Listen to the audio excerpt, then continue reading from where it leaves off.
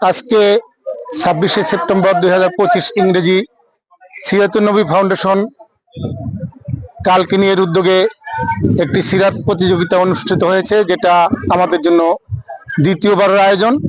গত বছর এই আয়োজন হয়েছিল, আমরা প্রতি বছর ইনশাল্লাহ আয়োজন করার চেষ্টা করব।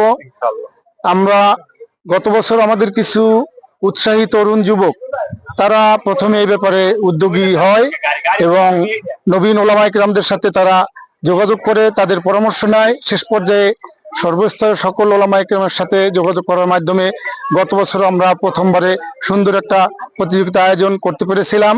তার নিরিখে আমরা চাচ্ছি যে এর মাধ্যমে আমাদের স্কুল শিক্ষার্থীদের মধ্যে হযরত মুহাম্মদ সাল্লাল্লাহু আলাইহি ওয়াসাল্লামের জীবনী যেন পূর্ণাঙ্গভাবে ফুটে ওঠে।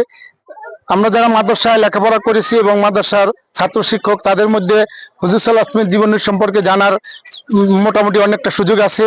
স্কুল শিক্ষার্থীদের জন্য সুযোগ খুবই কম। সেই জন্য আমাদের উদ্যোগটা যে আমাদের স্কুল শিক্ষার্থীরাও যেন হুজুর সাল্লাল্লাহু আলাইহি ওয়াসাল্লামের জিন্দেগি ষষ্ঠ শ্রেণী থেকেই তারা জানতে পারে। এজন্য গত বছর আমরা অষ্টম, নবম, দশম শ্রেণী নিয়েছিলাম। এবছর আমরা ষষ্ঠ থেকে দশম শ্রেণীর ছাত্রদেরকে নিয়েছি। আমরা এর উদ্দেশ্য হলো আমাদের যুবকদের মাঝে, ছাত্রদের মাঝে, শিক্ষার্থীদের মাঝে হযরত মুহাম্মদ সাল্লাল্লাহু আলাইহি ওয়াসাল্লামের জীবনীকে প্রচার করা এবং তার আদর্শ যাতে তারা বাস্তবায়ন করতে পারে, শিখতে পারে এবং জীবনে প্রতিফলিত করতে পারে, সেই উদ্যোগ নিয়ে আমরা এই কাজটা করেছি এবং এই উদ্যোগ আমরা চলমান রাখবো। আমি এই কালকিনিবাসী সহ সারা দেশবাসীর কাছে আবেদন রাখবো, কালকিনি কলেজ কর্তৃপক্ষ আর এরা এখানে অভিভাবক যারা আছেন, তারা, সাংবাদিক ভাইয়েরা সহ সবাইকে আমরা কৃতজ্ঞতা জানাচ্ছি। এর পাশাপাশি আমরা আপনাদেরকে আরো আহ্বান জানাবো যে কালকিনিবাসী আপনারা আমাদেরকে সাপোর্ট দিবেন, সমর্থন দিবেন এবং জাতীয় পর্যায়ে যেন এই ধরনের প্রতিযোগিতা আরো বেশি বেশি হয়। সর্বস্তরে যেন হুজুর সাল্লাল্লাহু আলাইহি ওয়াসাল্লামের জীবনী মানুষ সকলে কি করতে পারে, আমাদের শিক্ষার্থীরা জানতে পারে। এই ব্যাপারে সকল দেশের সকল অঞ্চলের যে এরকম ওলামায়ে কেরাম এবং সিরাত প্রেমী আমাদের যারা স্কুল কলেজের শিক্ষার্থী আছে, তাদের সমন্বয়ে আমরা যেন এই বিভিন্ন জায়গায় এরকম সিরাত প্রতিযোগিতা আয়োজন করতে পারি, যাতে করে সমাজের থেকে অন্যায়, অনাচার ইত্যাদি দূর করার জন্য হুজুর সাল্লাল্লাহু আলাইহি ওয়াসাল্লামের আদর্শকে সামনে রেখে আমরা জীবনে চলতে পারি।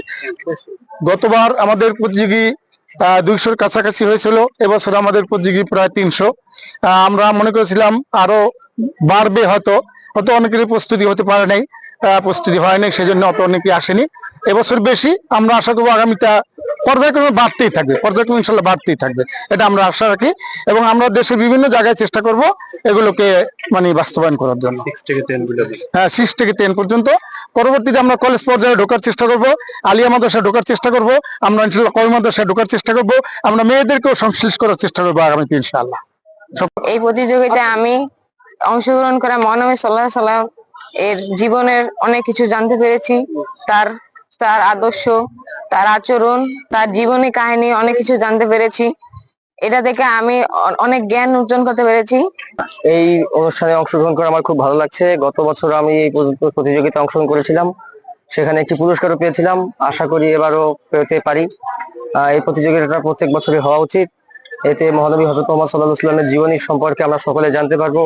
এর প্রতি একটা প্রতিযোগিতা হলে সবার মাঝে একটা মানে প্রতিযোগিতা শুরু হয়ে যাবে, কিভাবে আমরা নবী সাল্লাল্লাহু আলাইহি ওয়াসাল্লামের জীবনীকে আদর্শ হিসেবে মেনে নিতে পারি। এ নিয়ে আমি মহানবী সাল্লাল্লাহু আলাইহি ওয়াসাল্লামের জীবনী সম্পর্কে যে 2বার পাঠ করেছি, এতে আমার কিছুটা হলেও জ্ঞান অর্জন হয়েছে এবং আমি কিছুটা হলেও তার আদর্শকে মানার চেষ্টা করছি। দেখলাম যে তাদের ব্যবহার অত্যন্ত মধুর, তারা আমাদেরকে নিজেদের আপনজন ভাবে গ্রহণ করেছেন। তারপরে তারা আমাদের যে প্রশ্ন দিয়েছেন সেই প্রশ্ন প্রায় সহজ হয়েছে, কিন্তু হালকা একটু 2-1টা প্রশ্ন একটু কঠিন ছিল। আর এই প্রশ্ন তাদের আতিথেয়তায় আমরা ভালো। আজকে যে অনুষ্ঠান রয়েছে আমাদের কাছে খুব ভালো লাগছে।